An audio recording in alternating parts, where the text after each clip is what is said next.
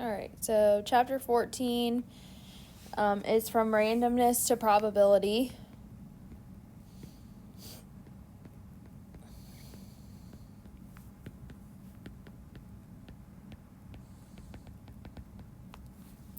I'll do my best not to go too fast for y'all since you say that I normally do.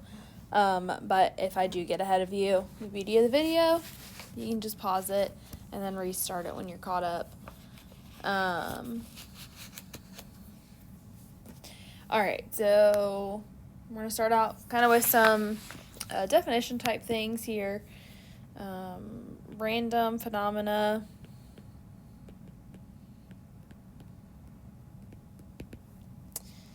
Now, under this, we've got a trial, which is going to be each occasion that we observe random phenomena. Okay, the outcome is the value of the random phenomena during a trial.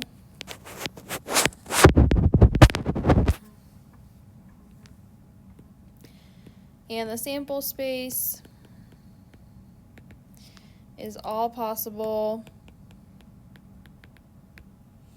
outcomes. Okay, and we would write that something like S is equal to, and it's these curly brackets, and then outcomes would go in here. Okay, the different outcome possibilities that we could have. And that's the set of all possible. That's what that notation means there. Can also be called like set notation.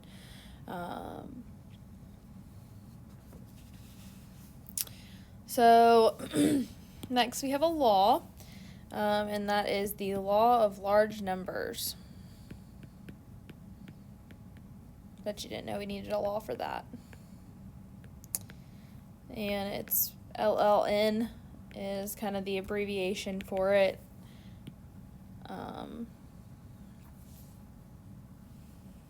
So if we want to, write it quickly, that's what we would do is the LLN. This says as the numbers of independent trials increases, the long run relative frequency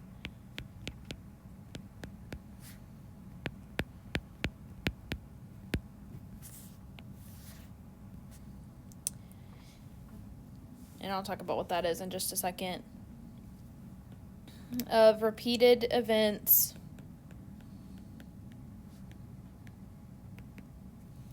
approaches a single value.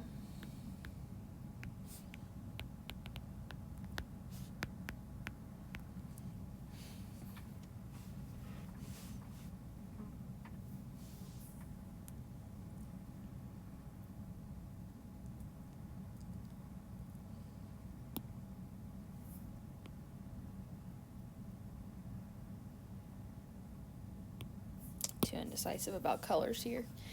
The value they approach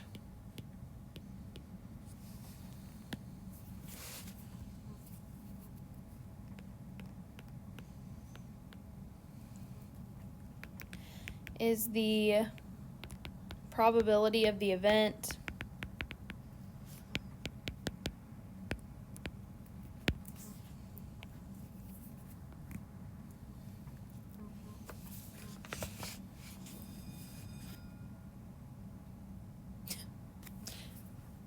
got sidetracked. The bells are still ringing here at school.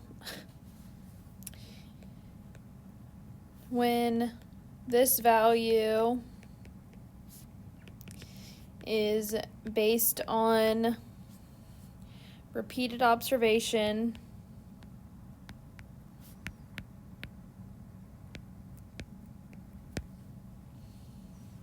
It is called empirical probability.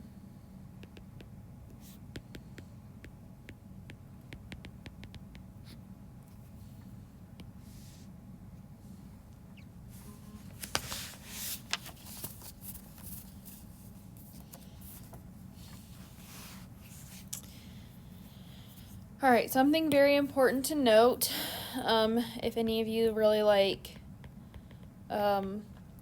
sports and stuff, you'll probably find that you say this a lot. The so-called law of averages, which is something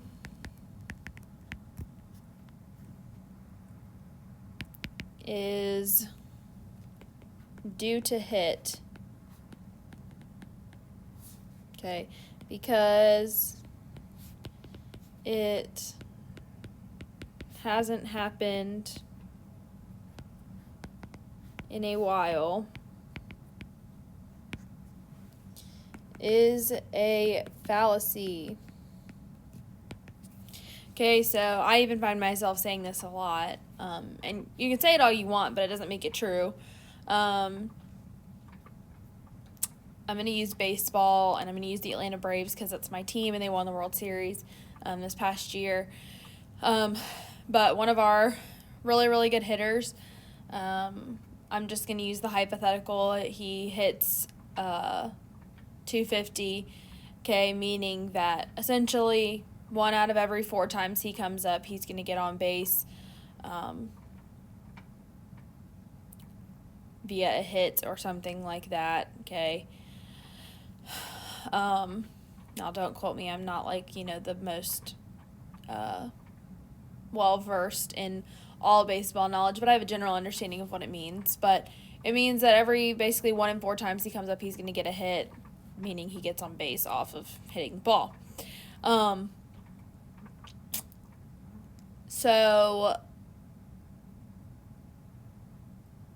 he comes up, 3 times in the game, and he gets out the first 3 times. So when he comes up the next time, if I say, well, he's due to get a hit because he hasn't had one yet based on his average, that's false. Okay, that's not something that, it hasn't happened in a while, so it's due to happen. Okay, or you could say, well, we haven't had a good snow in a couple years, so it's due to happen this year. That's not true, okay? So hopefully this is something that you just keep in the back of your mind. Something isn't due to happen just because it hasn't happened in a while, basically. Anyways, enough about that. We're going to get into some formulas that you're going to need to be aware of. So let's go ahead and make a note of those.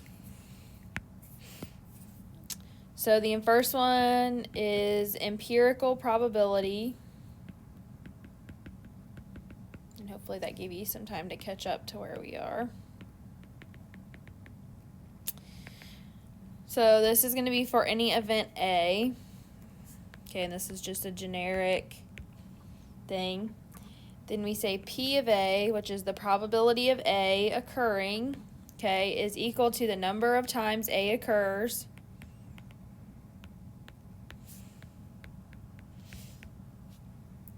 divided by the total number of trials. Okay, and just note that this is in the long run. Okay, because this one is off of, looking back up, when the value is based on a repeated observation is called empirical probability. So it means in the long run, we've been watching it, and we run a bunch of trials, and this is what happens.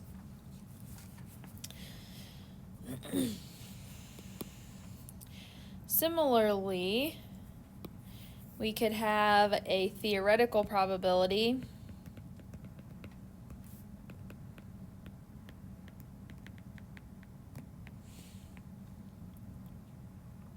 which is based on mathematical models,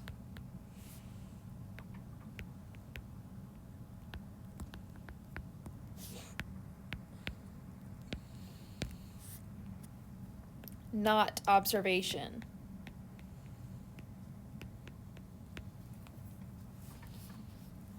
Okay, so this one, we'd still have P of A is equal to the number of outcomes in A divided by the number of all possible outcomes.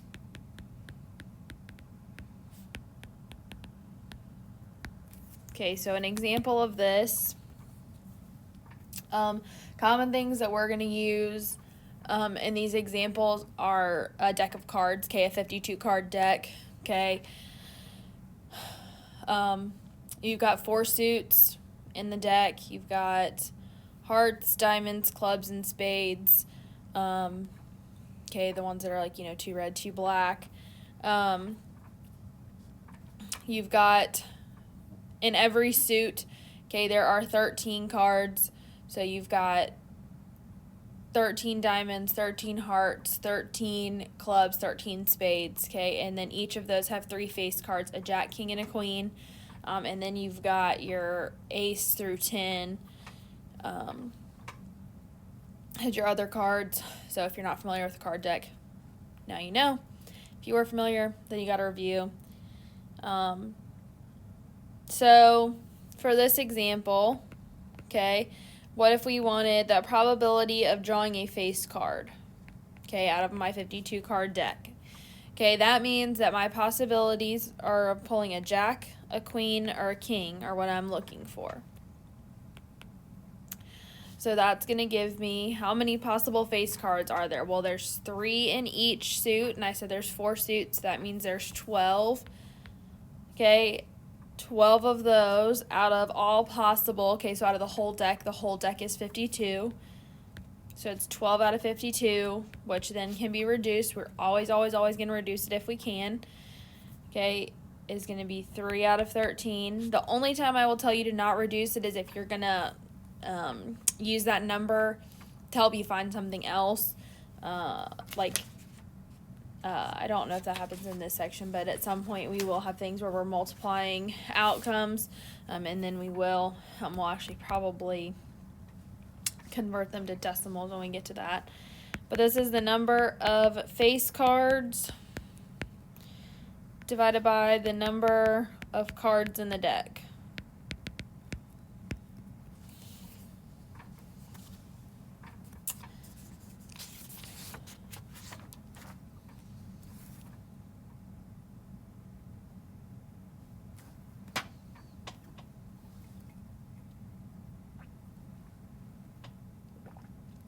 All right.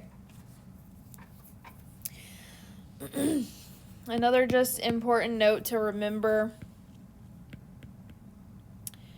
Remember, random events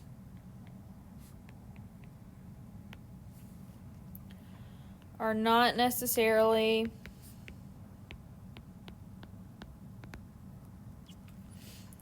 equally likely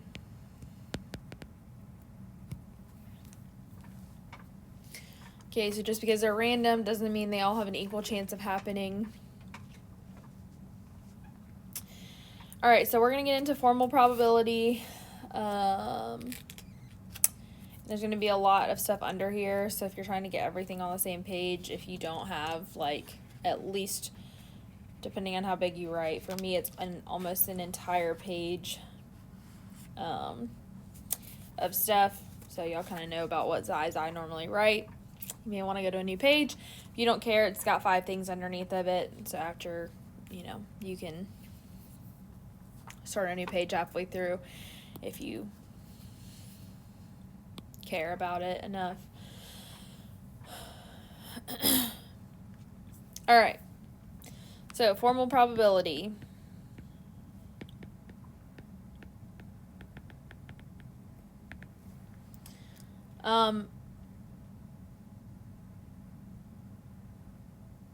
A couple things here that I want to point out. When we're doing probability, draw it. Okay, draw a picture. Draw a Venn diagram, which we'll talk about how to do that. And then also note, it is not a percent. Okay, it's a decimal. All right. So, number 1. Probability is a number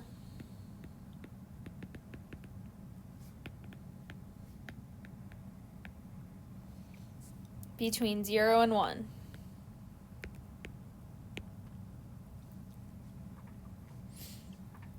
For event A, 0 is less than or equal to P of A, less than or equal to 1. So the probability is always, always, always between 0 and 1. Again, it's a decimal. Okay? So if the probability of A is equal to 0, then the event cannot occur.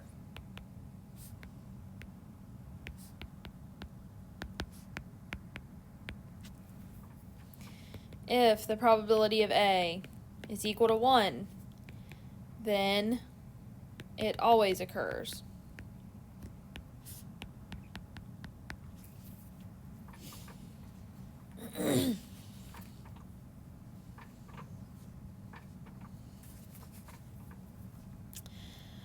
All right, the second thing. Okay, so just so we don't lose it here, I'm going to highlight the main point for each of these as we go down. All right, so number 2, the set of all possible outcomes of a trial must have a probability of 1.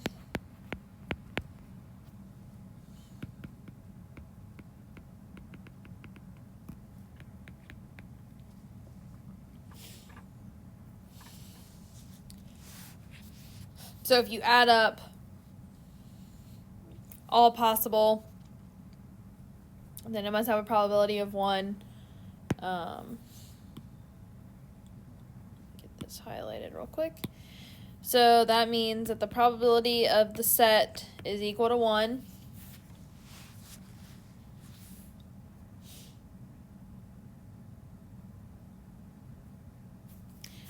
Leave a little space over here just to write a little something in. Just something about that big is good. Because we're going to write something under it, and then we're going to come back to that. So if A is the event, then A is going to look like it's A with raised to the C power. Okay, it's capital C going up top of the A, going on top of the A is the complement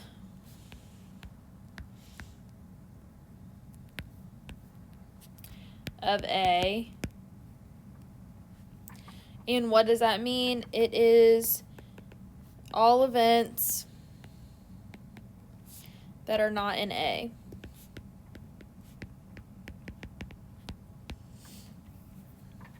Okay, so if I tell you all possible, you would tell me A and the complement of A. So in here, okay, I have my A is my set that I'm dealing with. Okay, so then everything not in A is outside here in the rest of the area. So everything that's not in that circle of A is outside of it. Okay, and then this whole thing is what makes up the set S. Okay.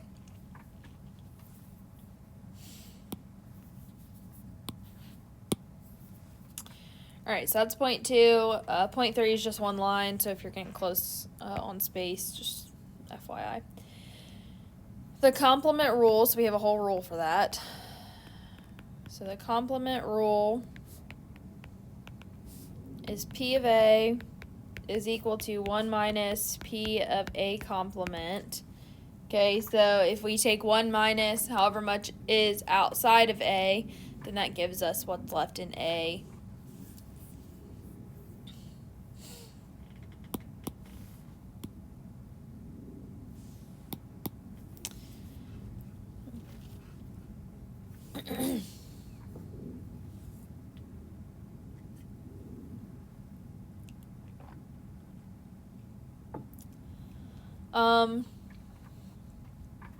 This next one, you're going to need about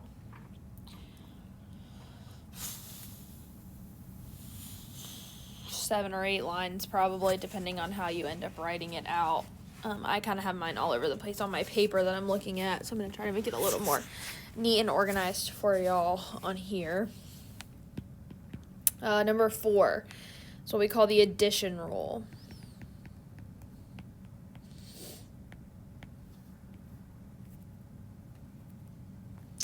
And this says if events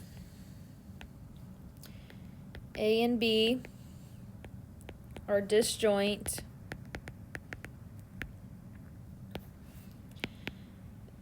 then the probability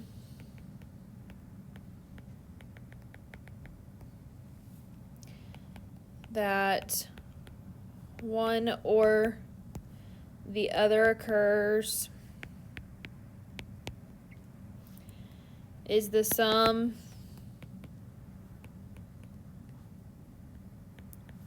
of their individual probabilities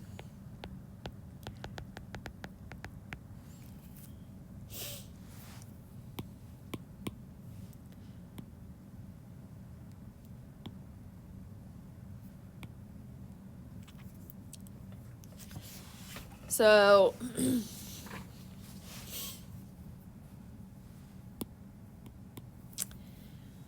this would be written something like P of A or B is equal to P of A plus P of B.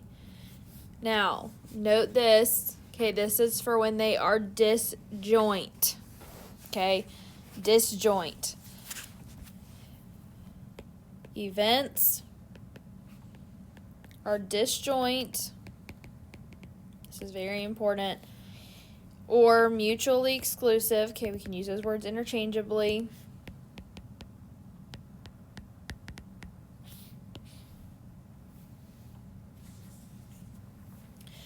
If they have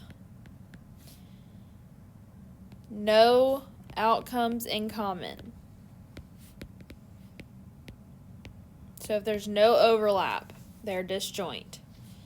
So a little picture of this, I'm going to do it over here to the side.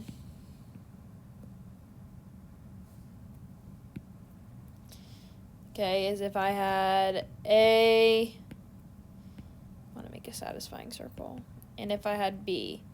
Okay, that is not a circle. They gave me an oval. That's okay. Okay, so if I have A and B, they don't touch, nothing overlaps between the two of them, then we can say that A and B are disjoint. Okay. And then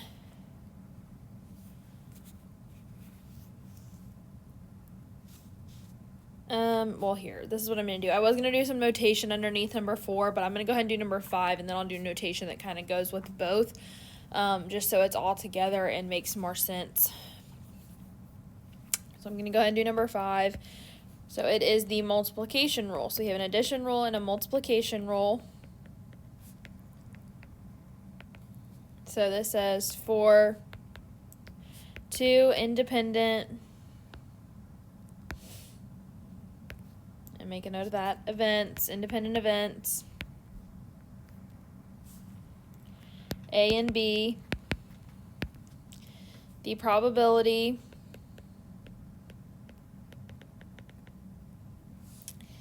that both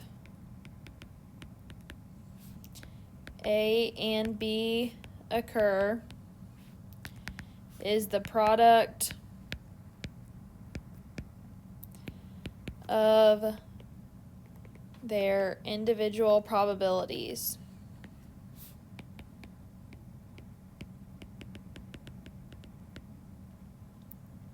Okay, and again, this is provided that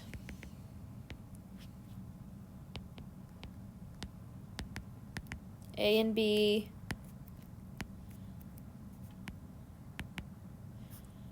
are independent.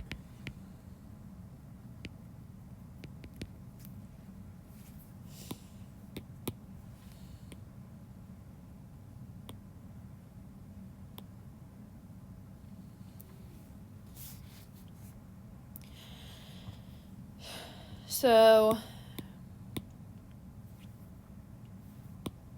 here, I'm going to actually highlight those formulas here.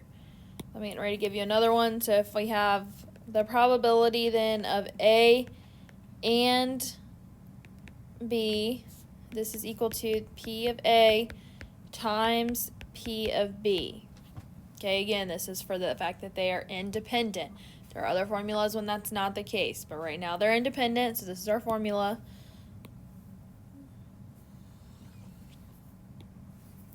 Okay, so a picture of this, draw it over here. If I have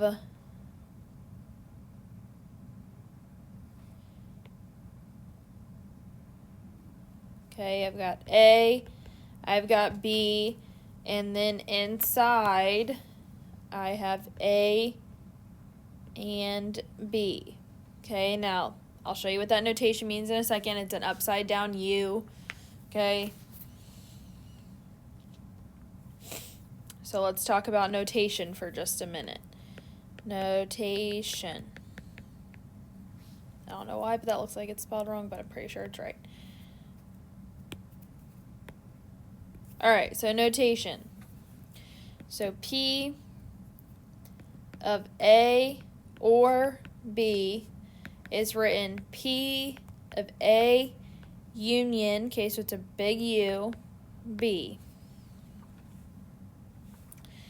P of A and B is P of A and upside down U, B. And U, it stands for union, so a lot of times I'll say union, okay, or intersection is going to be the other one. So the upside down U is for intersection. Okay, so it's literally just a U or an upside down U for union or intersection. So that's the notation you will need to use and that you will need to be aware of. So there it is. All right, so we're going to have one more little note thing here, and then we're going to actually walk through one example here just in the notes so you can kind of see exactly what's going on here, because I think it just useful to see that.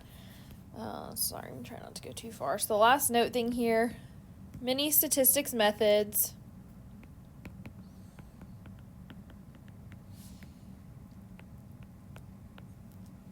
require an independence assumption.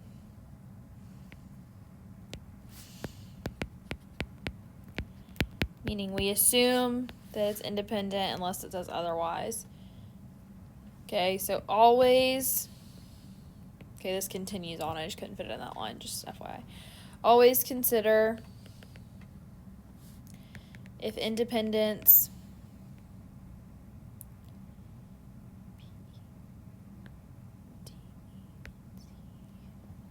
don't mind me just struggling to spell independence here, is reasonable before using the multiplication rule.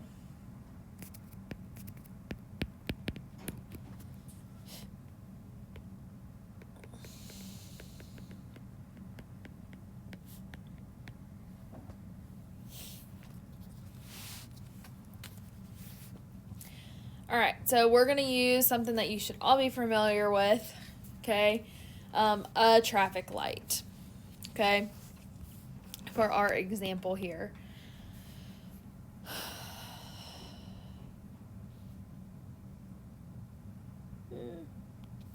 Pink looks fun. All right, so example. Okay, so there's going to be several examples that come from this. Okay, so given the probability of getting a green, red, or yellow light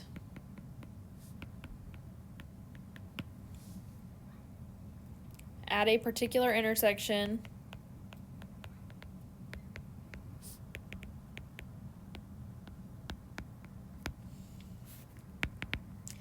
is P of G equal to 0.35. Okay, so the probability of getting a green is 0.35. The probability of getting a yellow, P of Y, is 0.04.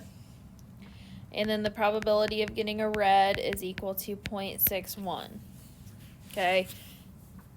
These numbers have no particular reason. They're just the numbers that are chosen for it. Okay? Kind of makes sense. Typically, your light's red a whole lot longer than it's green, and then it's significantly longer than it's yellow. Okay, so if you pull up to a light, what are the odds that you get such and such, or the probability that you get such and such? These are the numbers we're dealing with. Okay, so then we're going to do 3 questions with each of these, and then kind of wrap it all up in a conclusion. Excuse me. So, what is the probability you get a red light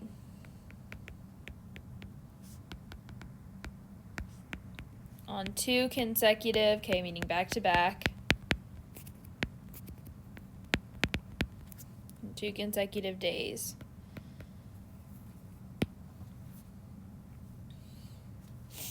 All right, so if I get a red light today, does that affect if I get one tomorrow or the next day?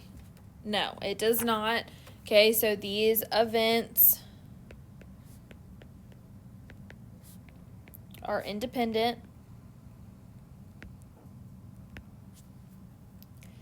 Okay, so we can use the multiplication rule because of that.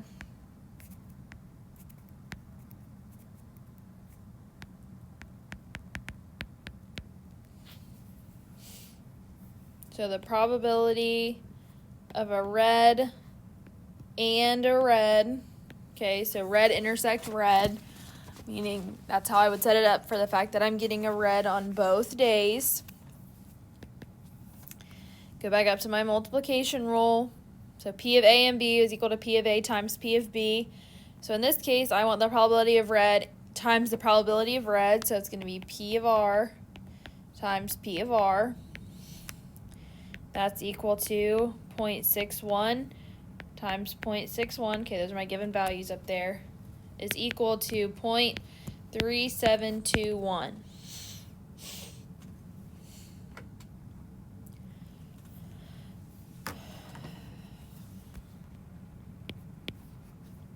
So my probability of getting a red on 2 consecutive days is 0.3721.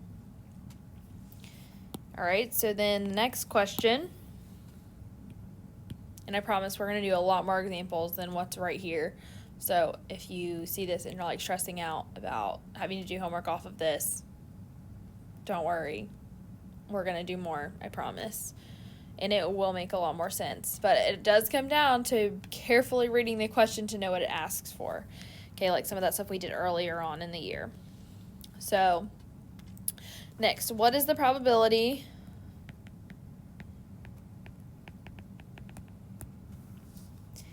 you don't see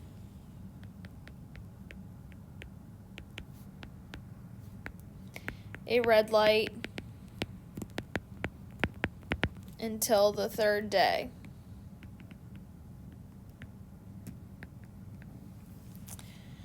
All right, so in this case, okay, I need the probability, so P of it not being red.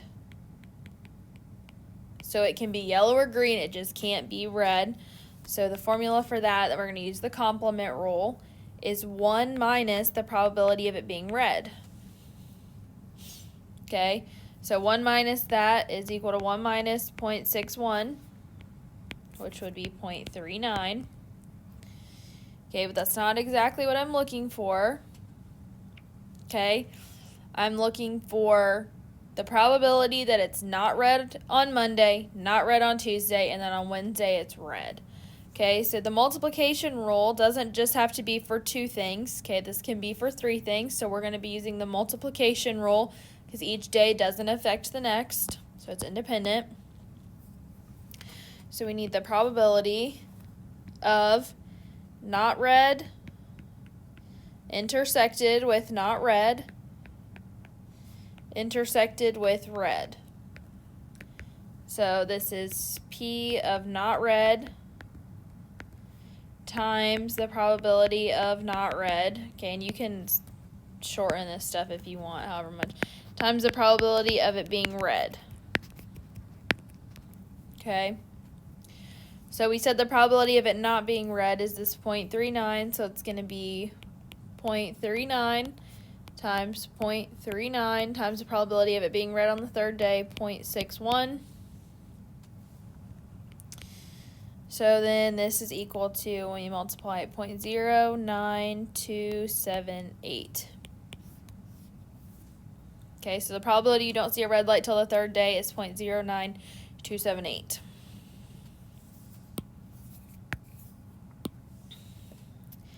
All right, and then finally, what's the probability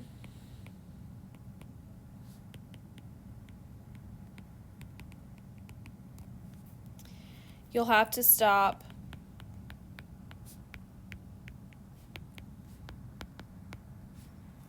at least once? I want you to highlight that, at least once during a 5-day week.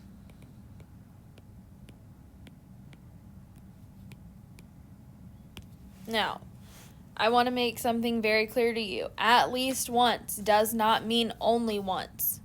That means in the 5-day week, it could be 1, 2, 3, 4, or 5 times that I get stopped. Okay? So I'm going to write this down just because it is very, very important. At least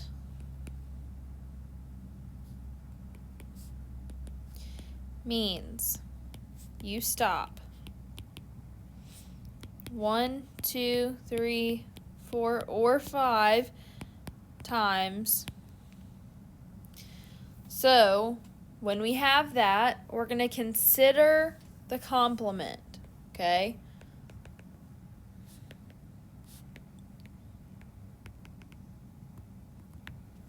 So the only thing that this tells me is that I have to stop once during the week, okay? So the only thing that can't happen is that I don't stop at all. So we're going to consider the complement, which would be not stopping all week. So I go all 5 days without stopping.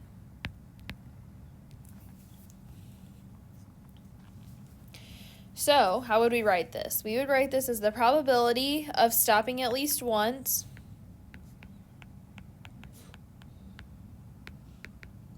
is equal to 1 minus the probability of no stops.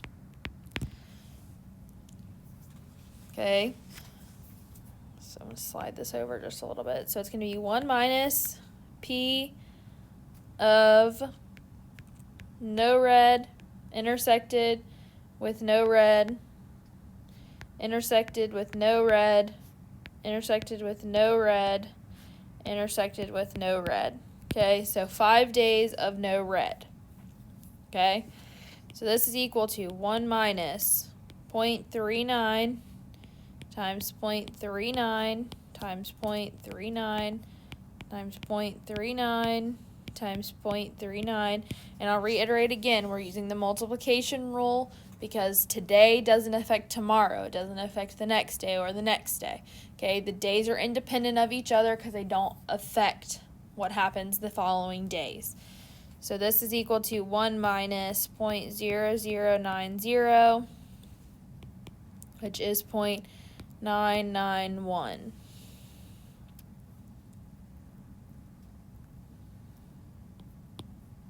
Okay, so that's the probability that you'll have to stop at least once during a 5-day work week. Okay, now just a little thing to note here. This right here is the probability that you don't stop.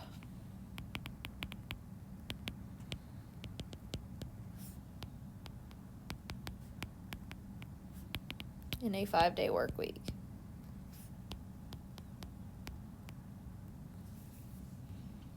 Okay, so again, you should really have to read what the question is asking you for. All right, so then just a little word of wisdom, helpful tip, I don't know, however you want to say it. The phrase at least or some, okay, not like S-U-M, S-O-M-E is what I'm talking about, is a key to think about the complement.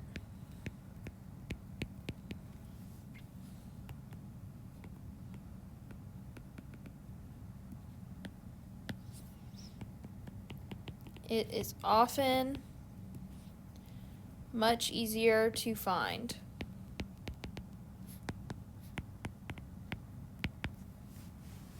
Okay, so if you see the words at least or some or something like that, okay, think complement, because a lot of times it will be way easier. Okay, the number 3 we just did would have been significantly harder had we gone a different route in which to do that problem. Okay, so that's the end of those notes. And like I said, don't stress if you're like, I don't understand this. I don't know how to choose multiplication or addition rule or complement rule or anything like that. I promise we'll do a lot of examples, and it will be actually a lot of fun. Okay, this stuff is some of my favorite stuff to do in all of statistics. So anyways, but yeah, that's it for these notes.